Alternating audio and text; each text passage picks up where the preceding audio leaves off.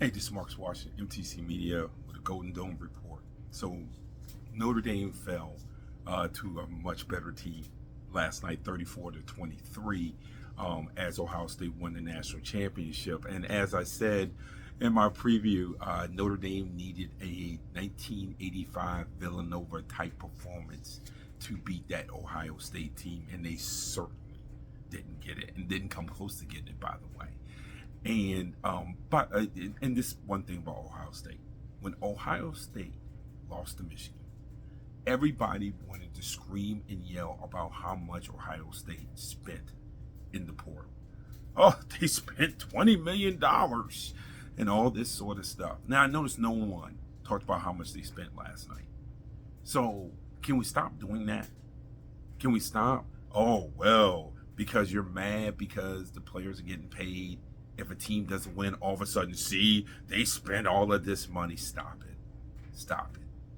The Ohio State proved throughout this entire playoffs, as Oregon, how explosive they could be, how at the right time they put it together. At the right time, they were the best team in the country. I don't even think anyone can argue about that. So for everyone who was saying it was not money well spent when they lost to Michigan, yeah, it was money well spent. So why don't we just get out of the habit of doing that in the first place? But I digress. Notre Dame, I'm telling you, I was surprised that the score was what it was, because Notre Dame, unlike the previous teams that had made it, especially the one that played Alabama, when things went bad, everything just fell apart. And this Notre Dame continued to fight. And this Notre Dame did come back within one score, whether you truly believed that they were going to end up tying it or not. Because, yes, it was within one score, but I don't think anyone ever got the feeling that Ohio State was threatened when it got within one score. I don't think anyone got that feeling. What's the difference between this run and the run made by Kelly? The difference is that unlike the other Notre Dame teams under Kelly that had these runs, this one actually seems sustainable. The other ones didn't. The other ones seemed like it was one season, this great one season with this collective group. And with Freeman in this year, it looks more like, oh, yes, they came up short, but this is a sustainable model that you can build upon. Now, there's going to have to be certain things got to change. First of all, you got to stay healthy. Notre Dame was brutalized and beaten all throughout this season with injuries, especially on the defensive side of the ball. And that's where Freeman and Golden deserve so much credit. Even though last night did not work out well for the Irish, they deserve so much credit. Because to have the type of players that they had get hurt throughout this year and to be able to do this, it's truly amazing. It's truly, and it shows you how coaching can truly, coaching and culture can truly make a difference. Because everyone has this next man up mantra, but very seldom does it actually play out on the field. It actually played out on the field this season for this group and for this team and for this program. So yeah, this does feel sustainable. Now, there are a few things that Notre Dame needs to address. When do you quit? And I know they've already said they're not going to go to a portal for a quarterback this season. At some point, you got to quit going to the portal for a quarterback. That's a 1 year, stopgap.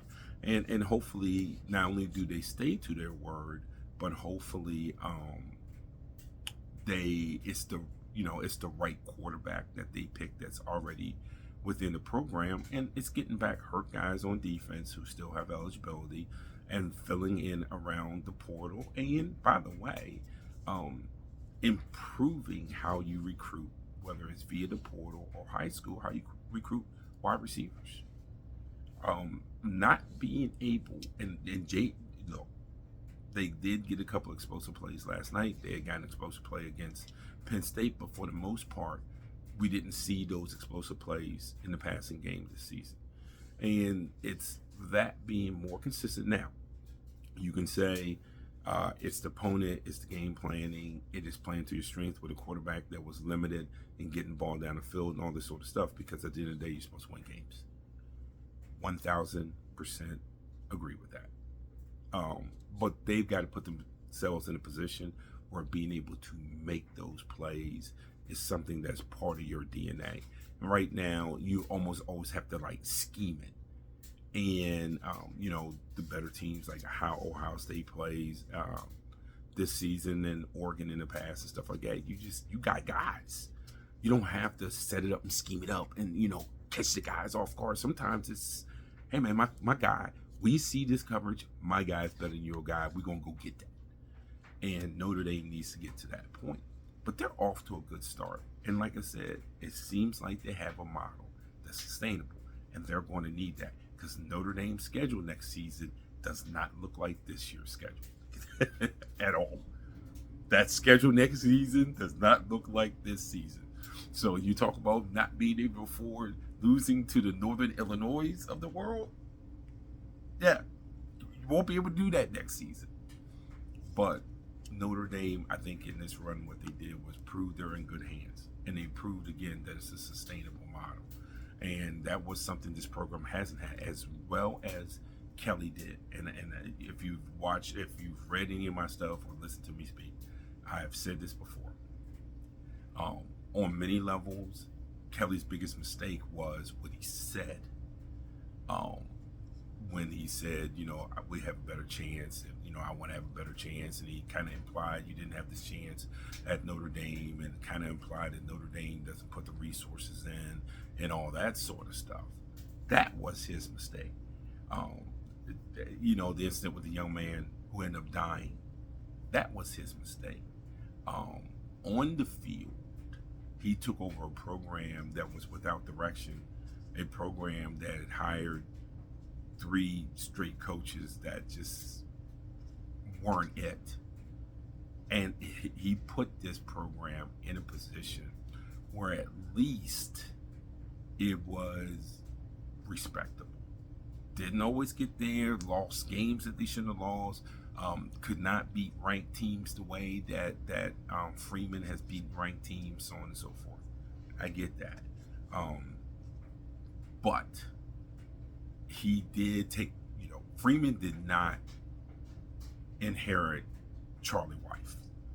He didn't inherit Charlie Weiss. So he built upon it. I thought that Kelly had run its course. I think it was starting, or would end up being, diminishing returns with Brian Kelly in this current environment. And so I think Freeman is a better fit to take Notre Dame forward.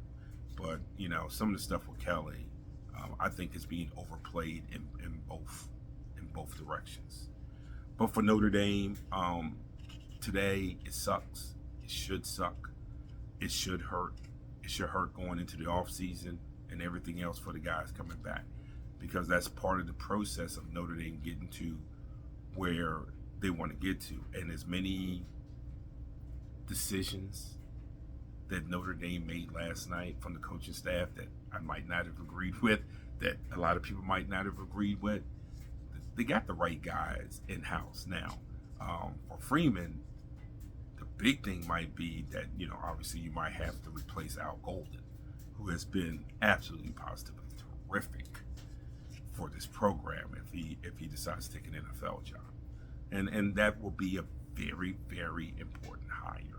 But for the most part, if you're a Notre Dame fan, you gotta be happy with where the program is headed, despite last night's loss.